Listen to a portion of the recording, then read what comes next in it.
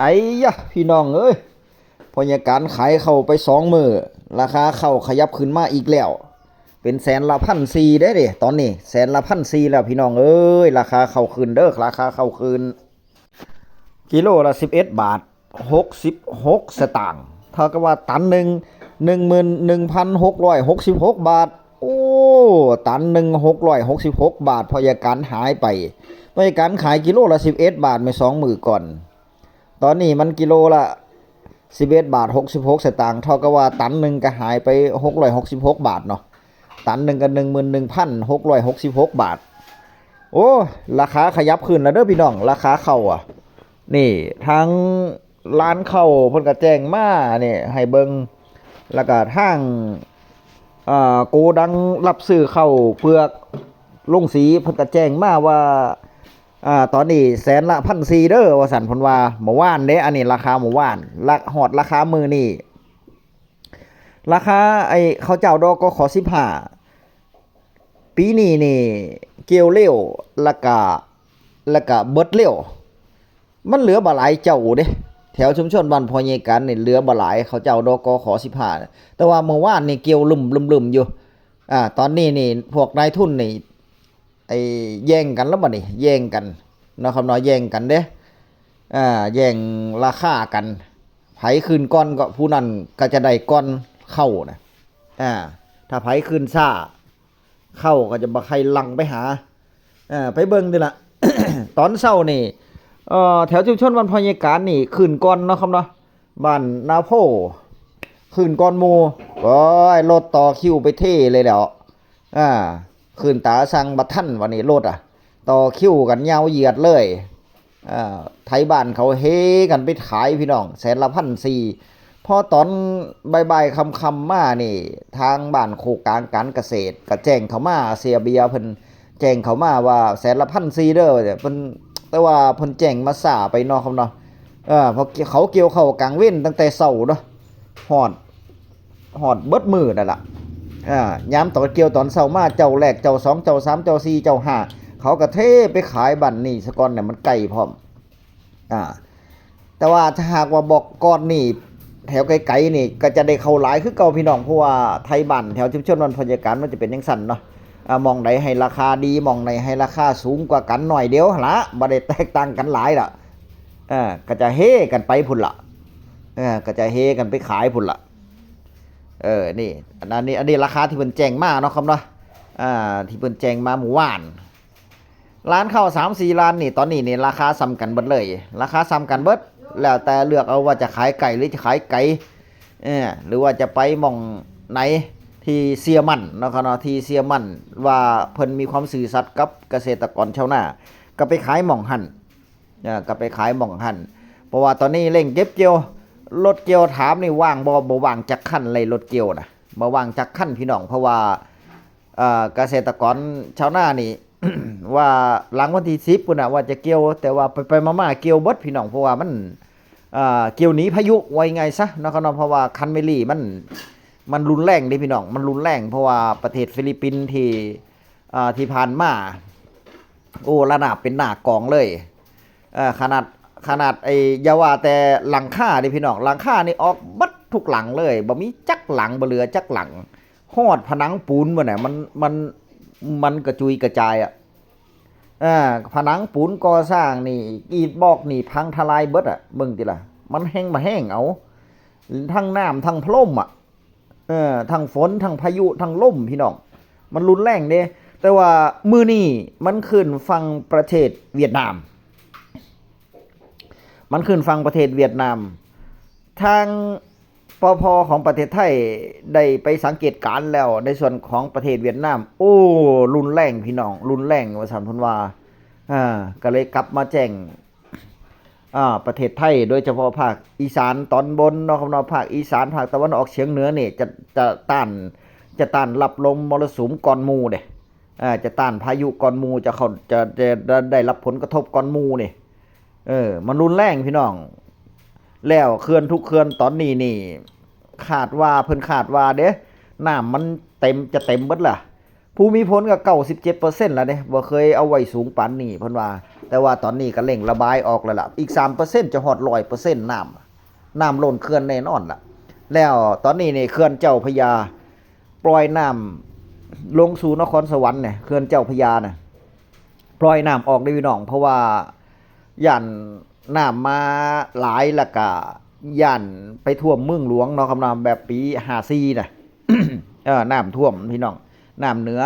เนาะครับเนาะมันมารุนแรงเนี่ยมันก็จะเอาไปอยู่นั่นแน่ก็ให้พี่น้องเกษตรกรชาวนามีเวลาอีกมื้อหนึ่งมื้อนี้วันที่6 พายุเข้ามื้ออื่นเด้อพี่น้องพายุจะเริ่มเข้ามื้ออื่นแล้ว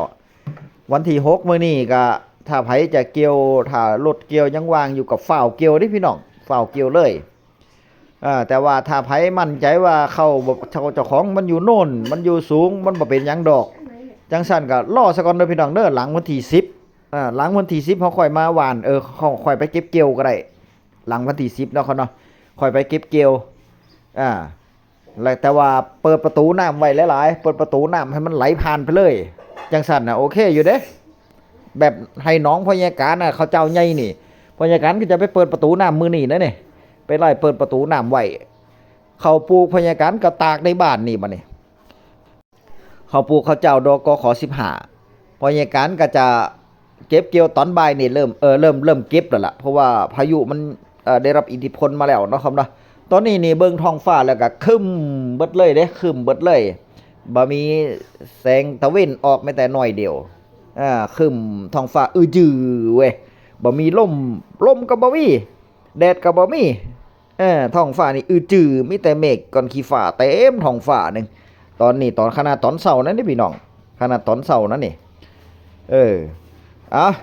ในส่วนของสำนักข่าวต่างๆกับรายงานกัน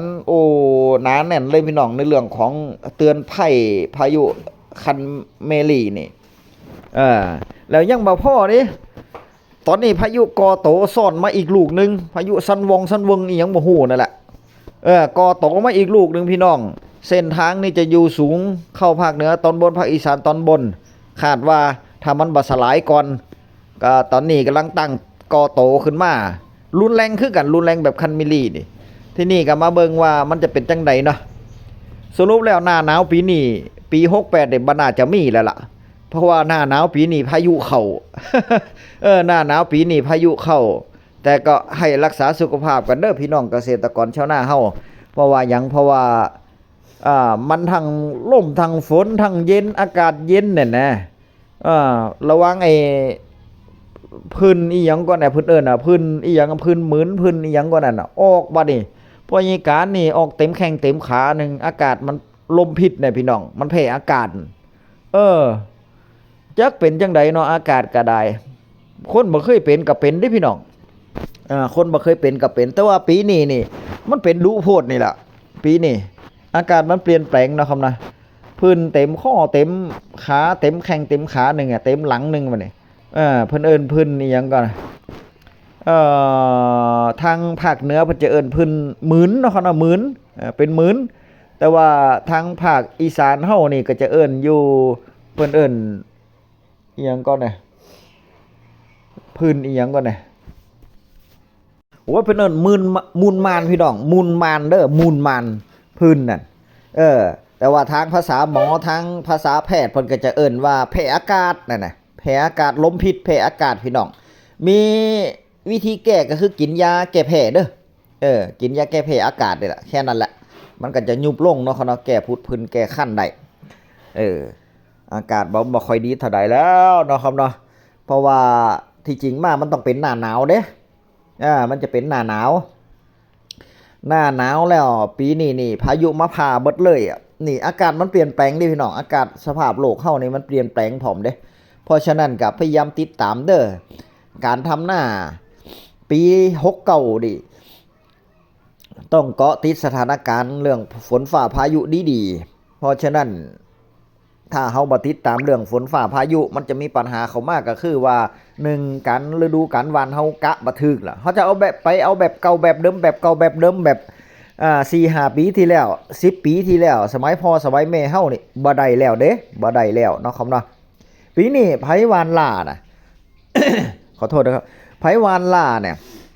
ถือว่าฝนทรงดีพี่น้องฝนดีปีนี้นี่ฝนตั้งแต่หัวปีมาแถวชุมชนบ้านพอใหญ่กันน้ำบ่ขัดจักเที่ยมีแต่เป่งออกอย่างเดียวเลยฮอดเกี่ยวเข้าก็ยังได้เป่งอยู่เบิ่งนี่ล่ะ ฮอดเกี่ยวเข้าก็ยังต้องได้เป่งน้ำทิ่มอยู่เด้เพราะว่ายังทำบ่เป่งบ่ได้เด้พี่น้องเกี่ยวเข้าบ่ได้น้องคำน้อยโอ้ยน้ำหลายปีนี้น้ำหลายเกษตรกรชาวนาก็พยายามติดตามในเรื่องของฝนฟ้าพายุดีๆถ้าเฮ็ดหน้าปี69ก็ติดตามดีๆเด้อพี่น้องเด้อตั้งแต่เริ่มต้นเลยเนาะครับเนาะแต่ว่าปีนี้พอใหญ่การก็เอาเก็บเกี่ยวเข้าออกแล้วพอใหญ่การก็จะเอาไอ้นี่อยู่เอาไอ้ยังจะไถหุดไว้อยู่เพราะว่ายามเดือนเมษามาบ่มีฟ้าบ่มีฝนแล้วมันไถยากหลังสงกรานต์มาเนี่ยมันไถบ่ได้ไถบ่เข้ารถไถเพิ่นก็ว่าไถบ่เข้าแหละแต่ที่จริงมามันก็ไถได้เบิดแล้วแหละแต่ว่าเราต้องเอารถไถใหญ่นะมันมีวิธีการอยู่พี่น้องจังซั่นเฮาจะรุดหน้าให้รุดหน้าได้จังไดเนาะครับนะสรุปเรื่องราคาข้าวมื้อนี้ขึ้นอีกแล้วขึ้นมาตั้งแต่เมื่อวานนะครับนะราคาข้าวแถวชุมชนบ้านพอใหญ่การตกตันละ 11,666 บาทเด้อราคาข้าวแต่ว่าคาดว่าราคาข้าวน่าจะขึ้นไปอีกอยู่ฮอดตันละ 12,000 พี่น้องฮอดตันละ 12,000 แต่ทั้งนี้ทั้งนั้นถามว่าราคาข้าวนี่ขึ้นนี่มันแพงบ่มันบ่แพงนี่พี่น้องเพราะว่าหยังเพราะว่าปีกายนี่พอใหญ่การขายตันละ 12,500 พุ่นเด้12,500 พุ่นเด้พอใหญ่การขายข้าวสดแต่ว่าปีนี้มันขึ้นมาตกอยู่ 11,666 บาทก็ยังบ่ทันฮอด 12,000 อยู่เนาะครับเนาะคลิปหน้าพอกันใหม่คลิปนี้กับราคาข้าวสวัสดีครับ